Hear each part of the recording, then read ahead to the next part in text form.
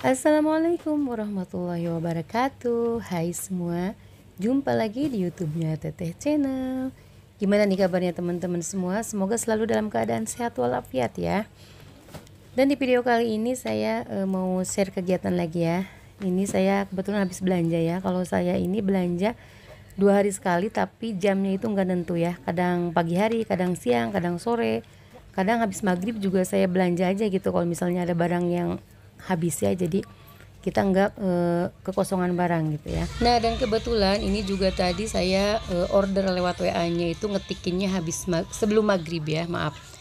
Jadi dianterin barangnya ini sehabis maghrib ya ini. Jadi kira-kira pukul 7 ya, sebelum Isya ini ya. Jadi barangnya dianterin.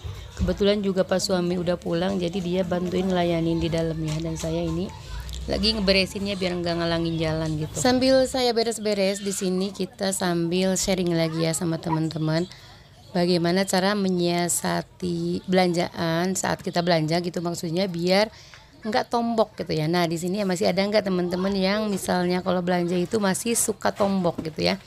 Dan saya juga masih sama ya teman-teman, masih kalau misalnya mau belanja itu masih suka kayak agak deg-degan gitu ya, gebegan, ketar-ketir. Nah, ini bisa kebeli lagi enggak nih, beras bisa kebeli lagi enggak nih, gula bisa kebeli lagi enggak nih.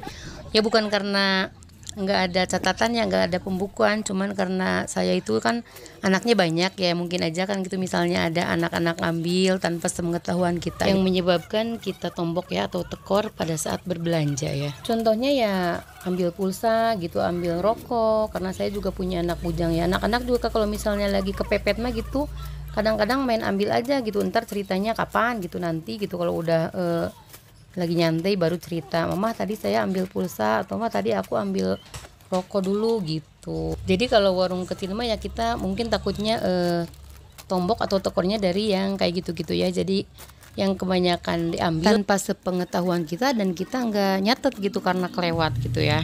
Dan kalau ngomong-ngomong masalah tombok ya teman-teman, kalau misalnya kita belanja nomboknya di awal usaha ya, atau di awal buka warung, di awal merintis lah gitu ya.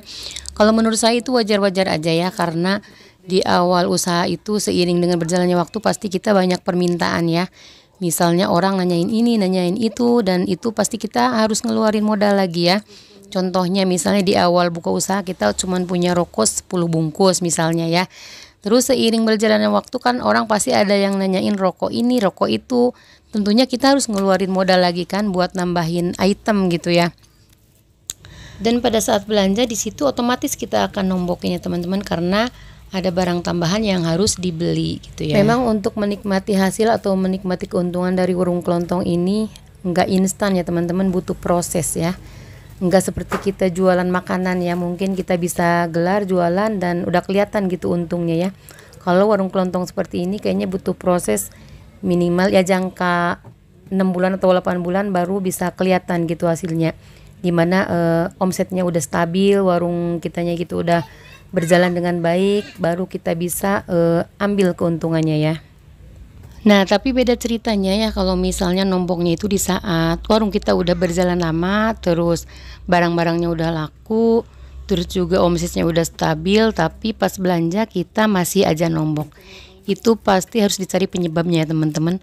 Penyebabnya apa gitu? Kemungkinan itu barang-barangnya yang kebanyakan diambil, atau pencatatan yang buruk gitu ya, kas warung yang buruk gitu, yang bisa menyebabkan tombok terus pada saat berbelanja ya. Jadi di sini mungkin saya akan sedikit berbagi tips ya buat teman-teman pemula atau teman-teman yang baru buka warung kecil-kecilan seperti saya gitu ya.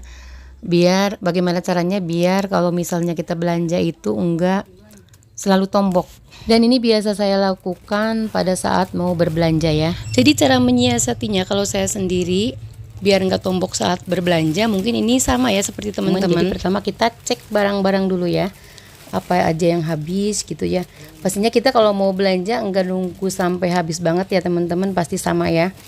Jadi saya biasanya pertama mulai dari rokok dulu yang agak besar gitu modalnya ya. Jadi yang pertama saya akan cek rokok, apa aja rokok yang habis. Karena rokok ini kalau di warung saya pribadi jadi salah satu barang yang putarannya lumayan cepat ya. Jadi pokoknya kalau rokok ini jangan sampai ada yang kehabisan, apalagi yang udah ada pelanggannya gitu. Jadi Kalau misalnya di pajangan etalase tinggal 5 bungkus lagi, pasti saya udah ini lagi ya, udah bikin list lagi gitu ya buat rokok sendiri ya. Dan selanjutnya kita periksa juga barang-barang yang lainnya ya. Kadang-kadang ya teman-teman, kita udah periksa aja, udah list aja, kadang masih aja gitu aja ada barang yang ketinggalannya, ada barang yang gak kebeli gitu. Apalagi kalau misalnya kita belanjanya kayak dadakan gitu ya.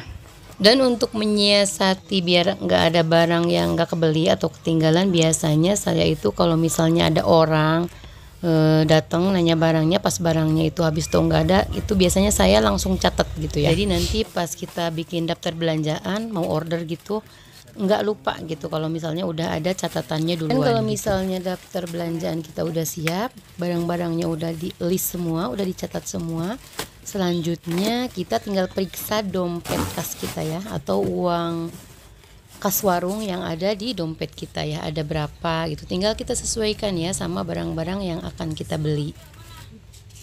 Dan biasanya kalau saya pribadi gitu ya, sebelum berangkat ke agen, kalau misalnya kita belanja sendiri ini ke agen ya, sebelum berangkat pastinya udah dirinci duluan ya. Misalnya untuk rokok nih sekian bungkus atau sekian pak berapa ratus ribu atau berapa juta. Untuk misalnya terigu satu karung berapa ratus ribu, kan pastinya udah punya gambarannya. Dan selanjutnya kalau kita udah ngecek uang kas warung kita itu ada berapa, udah kita rinci semuanya gitu, udah kita perhitungkan, tapi ternyata uang yang ada di kas warung kita itu nggak sesuai gitu ya, atau nggak cukup dengan daftar belanjaan yang udah kita list tadi ya. Nah di sini saya pasti akan cek kembali ya daftar belanjaan yang kemungkinan di situ ada belanjaan yang kebanyakan dibeli gitu ya. Jadi nanti saya tinggal kurangin aja gitu, contohnya ya, yang tadinya saya mau beli filter misalnya 2 pak, jadi saya akan kurangin jadi sepak aja. Atau misalnya kita mau beli rokok mil yang tadinya sepak, pasti saya akan kurangin jadi setengah aja gitu ya. Jadi biar barang yang lainnya itu kebeli, nggak apa-apa sedikit, yang penting rata gitu, semuanya kebeli, semuanya ada gitu ya.